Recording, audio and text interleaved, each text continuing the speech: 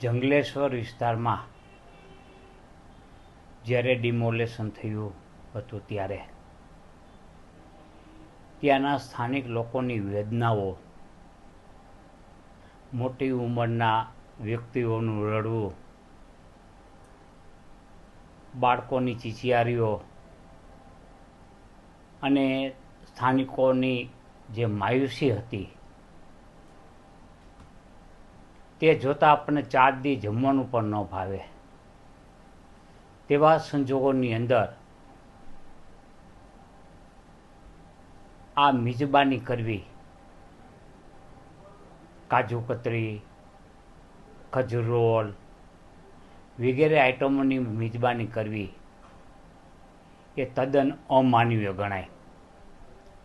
અને આવું અમાનવીય કૃત્ય આચરનાર જે કોઈ જવાબદારો હોય તેમની ઉપર આકરા પગલાં લેવા જોઈએ. વાત રહી બિલની, તો બિલમાં પણ ભ્રષ્ટાચારની બદબૂ એટલા માટે આવે છે.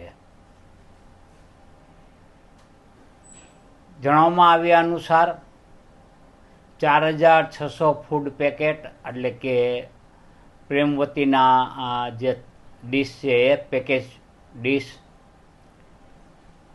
એ સ્થાનિક ગરીબોને પીરસવામાં આવી.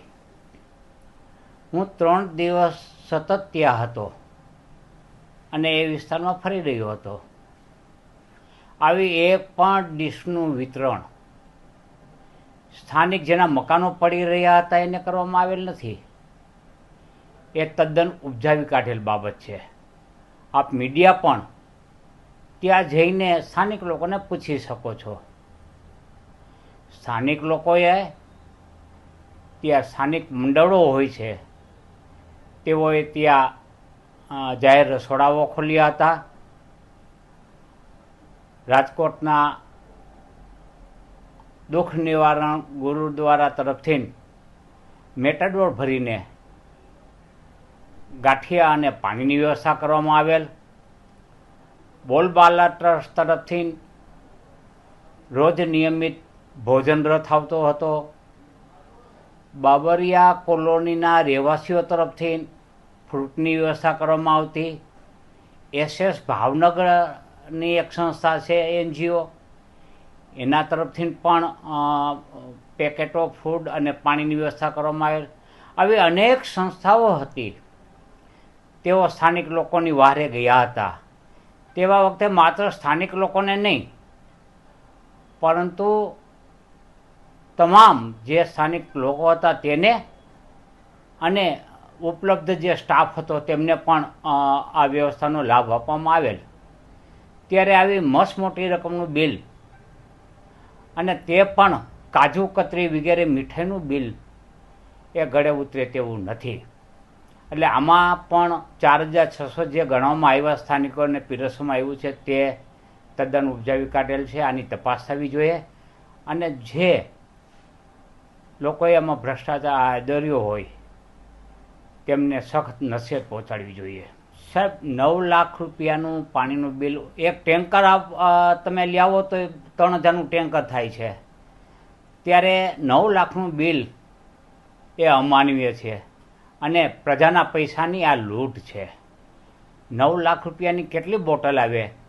અમે પણ પાણી વિતરણ કર્યું છે, અમને ખબર છે. નજીવી રકમમાં પાણીની બોટલ આવે છે અને એને બદલે 9 લાખ રૂપિયાનું બિલ એ જરાય ગળે ઉતરે એવું નથી. આ બિલની ઊંડી તપાસ થવી જોઈએ અને એ જે કાંઈ ખર્ચ છે તેના જવાબદારો અને જવાબદારી નક્કી કરી અને તેમની અંગત વસૂલાત કરવી જોઈએ અને આવા લોકોને સત્તામાંથી હાંકી કાઢવા જોઈએ, એટલે કે અધિકારી તરીકે તેમને બરતરફ કરવા જોઈએ. પહેલાં તો એ છે કે કાજુ કતરીનો ઓર્ડર પત્રકારોએ આપેલો છે, ખજૂર રોલનો ઓર્ડર પત્રકારોએ આપેલો છે. આ ઓર્ડર કોને આપ્યો? જે કાંઈ પ્રશાસનિક અધિકારીએ ઓર્ડર આપ્યો હોય તે જવાબદાર છે. કોઈ પણ પત્રકાર હોય કે કોઈ પણ મહેમાનો હોય, એમને તો જે પીરસવામાં આવે એને ખાવાનું હોય, એની ડિમાન્ડ ન હોય. અને એમ ન કહે કે અમારે આની બદલે મેં આ આપો એમને તો જે પીરસવામાં આવ્યું. પણ મારી જાણકારી મુજબ પત્રકારોને પણ જે પીરસવામાં આવ્યું છે એમાં 6-7 જેને કહેવાય વેફરના કટકા હતા, એક સમોસો હતું અને એકાદ કાજુ કતરીનો ક્યાંક પીસ આપવામાં આવ્યો છે અને ક્યાંક પીસ આપવામાં પણ નથી આવ્યો. આવી બાબતો ઉજાગર થયેલી છે. એટલે પીરસનાર છે એ જવાબદાર છે. એટલે આવી અમાનવીય બાબતો માટે જે જવાબદાર છે તેના ઉપર સખત પગલાં લેવા જોઈએ. સાંજ સમાચાર ફેસબુક પેજને લાઇક કરો, વિડીયો શેર કરો અને વધુ વિગતવાર સમાચાર માટે sanssamachar.net વિઝિટ કરો.